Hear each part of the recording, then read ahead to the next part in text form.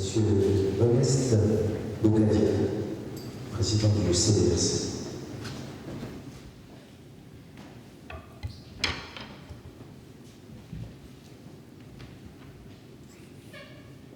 Mesdames, Messieurs, Mesdemoiselles, je voudrais vous souhaiter dans cette magnifique salle des salons Hoche la bienvenue et en même temps vous saluer très chaleureusement au nom de notre État. Mais avant toute chose, j'aimerais tout d'abord adresser mes remerciements au président français, M. François Hollande, de nous avoir permis d'être ici, de nous avoir autorisés et de nous comprendre. Oui, pour nous, c'était un véritable soutien parce que résonne encore en nous son merveilleux discours prononcé le 6 juin dernier à Caen, sur les bords du débarquement, où il a fait appel aux hommes politiques de cesser le retour en arrière, où il a mis en exergue que le monde d'aujourd'hui, c'est le monde du respect des droits de l'homme, car dans tout conflit, ceux qui payent, ce sont les civils. Et nous ne voulons pas que les civils au Congo-Brazzaville subissent quoi que ce soit. Nos remerciements aussi vont vers le Premier ministre Manuel Valls sur son engagement et sur son aide, de nous comprendre qu'effectivement, dans tous les pays du monde, en particulier en Afrique et au Congo singulièrement, la démocratie doit s'exprimer au nom de l'essentiel, c'est-à-dire le droit à la vie. Mes remerciements vont ensuite à Monsieur le ministre des Affaires étrangères, Monsieur Laurent Fabius, qui a su dire il y a peu, pour ne pas dire vers le mois de novembre 2013, qu'il se préparait un génocide et que ce qui se déroulait en Centrafrique pouvait se propager. Nous le remercions d'avoir attiré l'attention des hommes politiques européens, d'être attentifs. Sinon, on assisterait à d'autres génocides.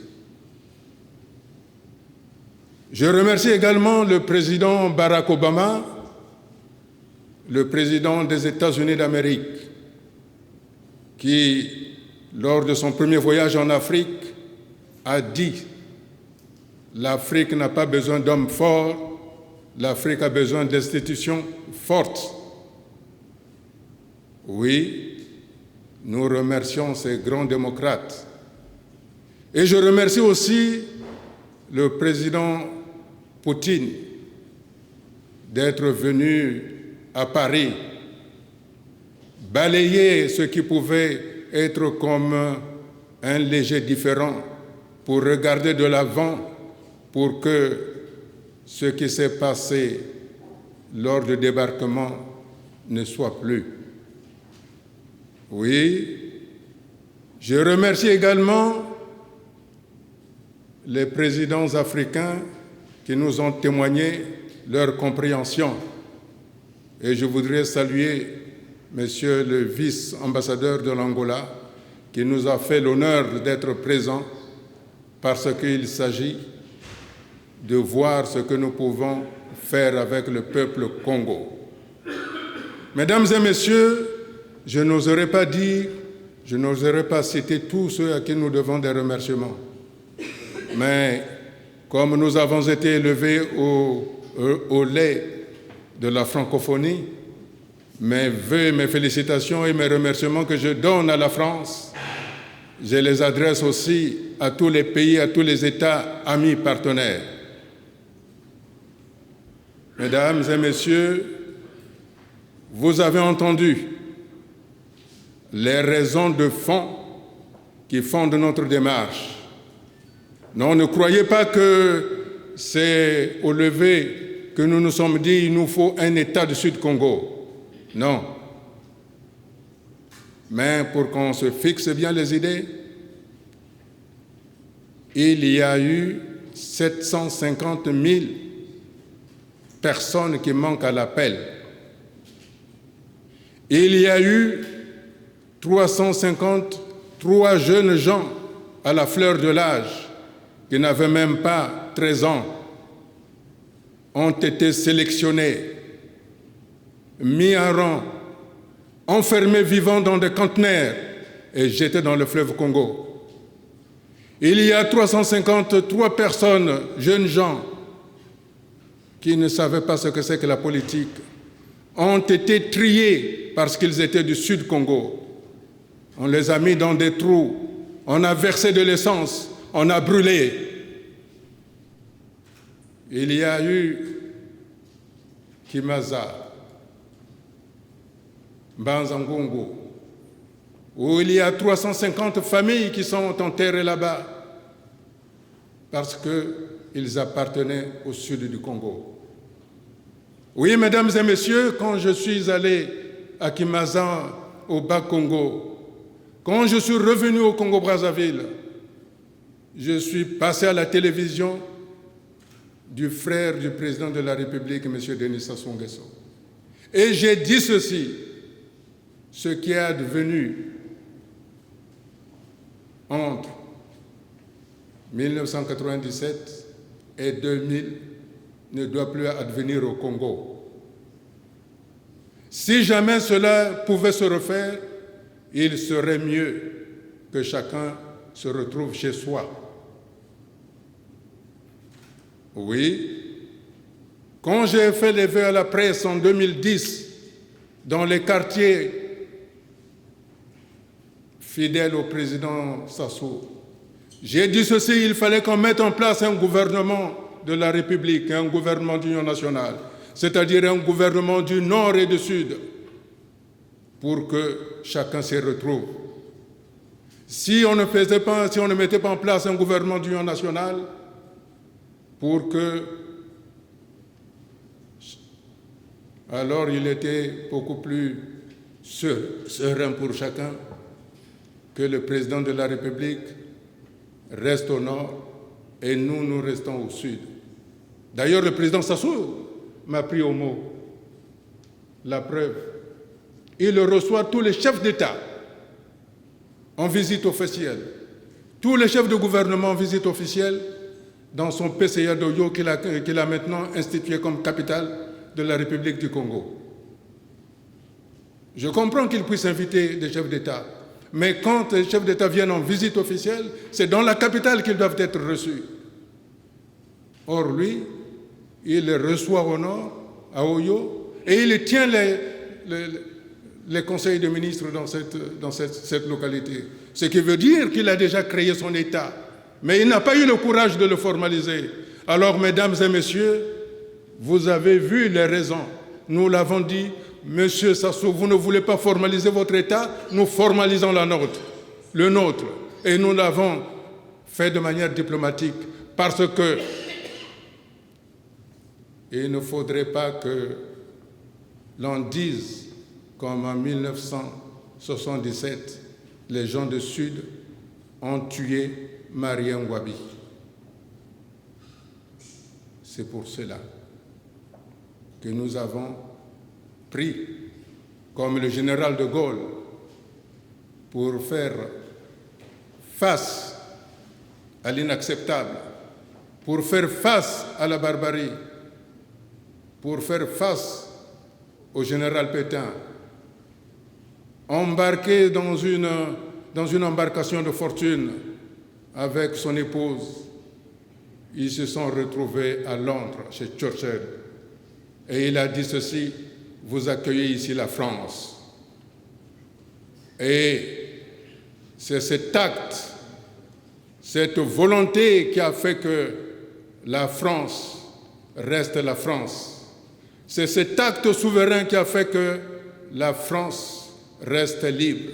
Et c'est cet acte qui a fait que vous recevez ici, M. Turtil, la France, sans demander un quelconque référendum au peuple français, que la résistance s'est levée, le peuple de France s'est levé, la France fut libérée et la France reste libre. C'est pour ça, mesdames et messieurs, la démarche qui a consisté aux signataires que vous voyez là est une démarche souveraine et personne ne peut la contester parce que le peuple du Sud subit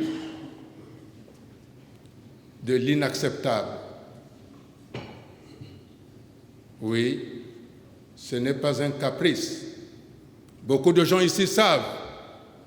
J'ai chaque fois dit au président de la République, regardons de l'avant, mettons en place un gouvernement pour que cessent les massacres. Mais comme j'étais et je suis du Sud, il disait cause toujours. Oui, mesdames et messieurs, ce n'est pas du jour au lendemain que cette idée est venue. D'ailleurs, pour les plus anciens qui sont ici, en 1960, lorsque la République du Congo, comme on l'a rappelé ici, a déclaré l'indépendance, les peuples du Sud étaient heureux parce qu'ils pensaient que ce n'était pas avec les peuples du Nord qu'on était. On se séparait d'eux. Mais quand on leur a dit non, c'est avec le peuple du Nord que nous allons vivre, ils étaient malheureux. Vous comprenez que lorsque dans un couple, lorsque dans un ménage, on ne s'entend plus, pour éviter de casser la vaisselle, il vaut mieux se séparer à l'amiable pour éviter qu'on enrichisse les avocats, même si je sais que j'ai des amis avocats. Et pour éviter qu'il y ait des problèmes en ce qui concerne la garde des enfants. Non, ce n'est pas un caprice. Ce n'est pas un caprice parce que nous n'aimons pas cette politique-là de régler les problèmes à coup d'arrestations arbitraires, à coup de canons. Non. Nous sommes dans un monde aujourd'hui élevé au lait français, c'est-à-dire avec la langue française, chaque mot français a une valeur. Et c'est cette valeur-là. Mais nous refusons qu'aujourd'hui, l'État du Nord-Congo nous assujettisse. Le peuple du Congo s'est soulevé quand il y avait l'esclavagisme. Alors il n'est pas question que l'État du Nord-Congo, que le clan Boshi de M. Sassou nous asservisse. Nous refusons ça. C'est pour ça, ici et maintenant, nous dessinons le contour du Congo. Le Congo qui va être, avec l'association des autres, le point de départ des États-Unis d'Afrique centrale, où le Congo doit être le promoteur de cette union. Oui, mesdames et messieurs, vous avez vu que dès lors où nous avons envoyé la requête à monsieur le secrétaire général des Nations Unies, Ban Ki-moon, qui l'a bien reçu, la conséquence politique est que M. Sassou n'est plus président, puisqu'il a été élu président sur la base de l'unité du Congo, de la République unie et indivisible. Or, ce Congo n'existe plus. Il ne peut plus se prévaloir d'être président. Mais pour ne pas être non plus taxé d'irresponsable, parce que M. Sassou, son gouvernement, son Parlement ne peut plus engager la signature du Sud Congo. Ça veut dire que, à l'issue de cette conférence, nous allons consulter des cabinets de conseil pour qu'avec eux, nous engageons les procédures qui vont avec notre souveraineté de l'État du Sud, à savoir écrire de nouveau au secrétariat administratif des Nations Unies pour demander un administrateur judiciaire du Congo. Et en même temps, mettre en place un compte séquestre de tous les comptes du Congo. Cela veut dire que tous ceux qui investissent au Congo ne peuvent plus donner, ne peuvent plus verser l'argent dans les comptes de l'État congolais, mais cet argent doit être versé à ce compte séquestre. Et pour continuer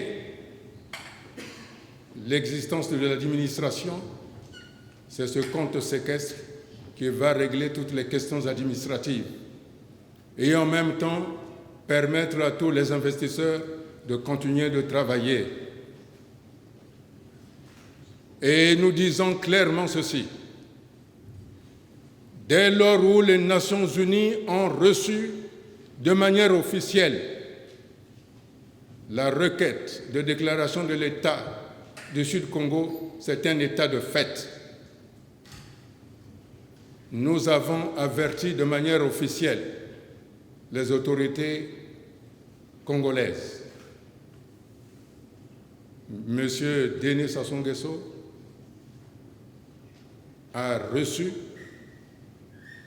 officiellement cette requête. De même, les présidents de l'Assemblée nationale, du Sénat, du Conseil constitutionnel, du Conseil économique et social, ainsi que le représentant de l'État Congo en France, c'est-à-dire l'ambassadeur M. Henri Lopez, ont droit, quand la requête est déposée, l'ONU ne vote pas, elle prend acte. Et M. Sassou ayant reçu la requête,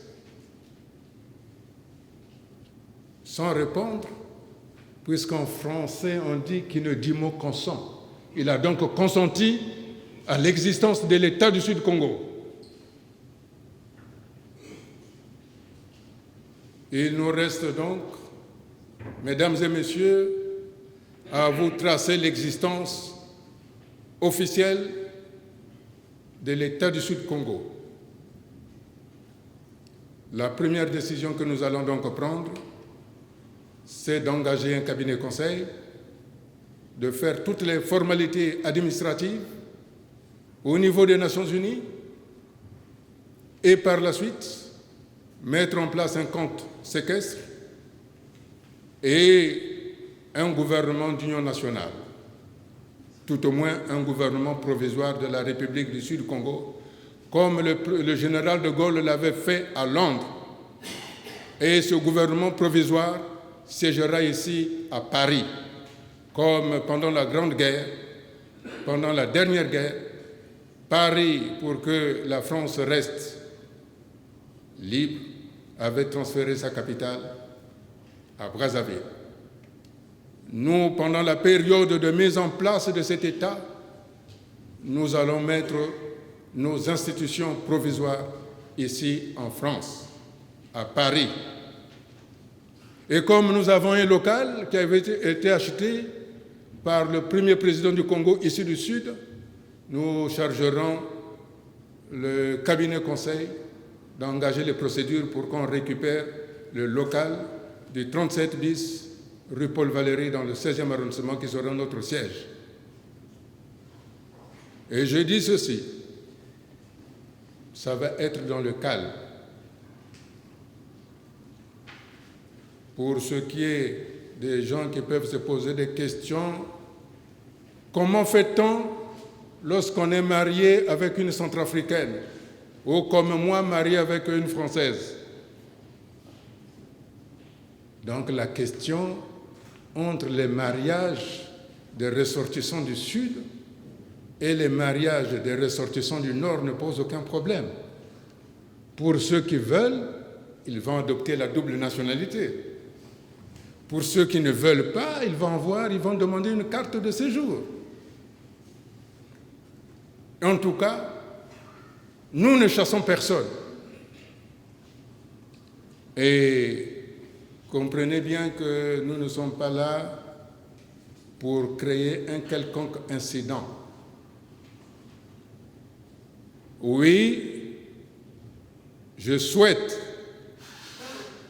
que M. Sassou, pour une fois, se rende à l'évidence, au moins pour son peuple, qu'il laisse la Constitution tranquille, pour que, dans son propre camp, il profite de ces 6 mois qui lui restent, parce que, n'étant plus président, il n'a plus l'immunité présidentielle. Ça veut dire que tous ceux à qui il doit peuvent porter plainte. Et nous, en tant qu'État du Sud-Congo, nous allons demander à notre cabinet conseil de saisir les juridictions internationales pour qu'on sache où sont partis nos 750 000 personnes qui manquent à l'appel, d'après le rapport que lui-même, le ministre de l'Intérieur, M. Pierre Oba, le ministre des Finances, M. Mathias Nzan, que la Banque congolaise, que la BAD et les Nations Unies avaient signé. Oui, si nous ne créons pas cet État du Sud, nous ne saurons jamais où sont partis les 750 000 personnes qui manquent à l'appel. Si nous ne créons pas cet État, nous ne connaîtrons pas pourquoi les 350 jeunes ont disparu, qui ont été triés ont disparu. D'autant plus que j'entends ici, il a demandé à des avocats de dire non, la chose a été jugée. Mais de quel jugement on parle? Non, je sais que les avocats qui lui prennent l'argent, mais nous voulons savoir où sont partis nos 350 jeunes gens. Pourquoi on les a mis dans des conteneurs vivants et les jetés dans le fleuve Congo? Pourquoi on les a mis dans des trous, l'essence est brûlée? C'est pour ça que je pense que pour se respecter, il vaut mieux que ça se passe dans le calme.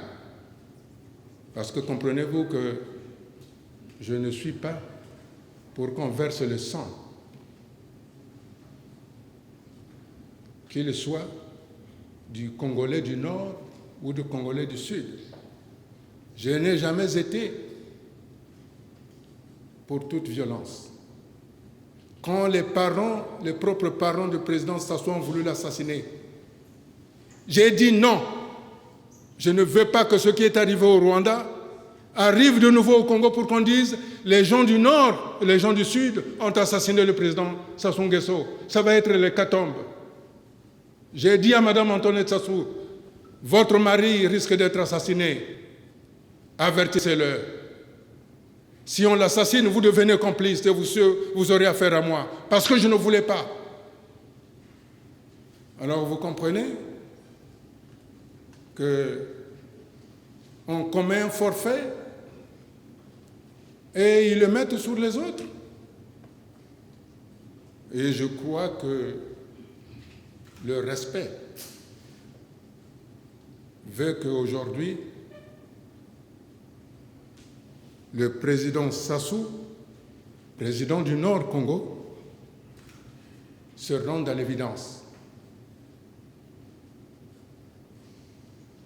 que l'État du Sud du Congo est bel et bien là, que les partenaires, au-delà de turbulences politiques du Congo, doivent être sereins parce que nous ne remettrons en cause aucun contrat signé légalement.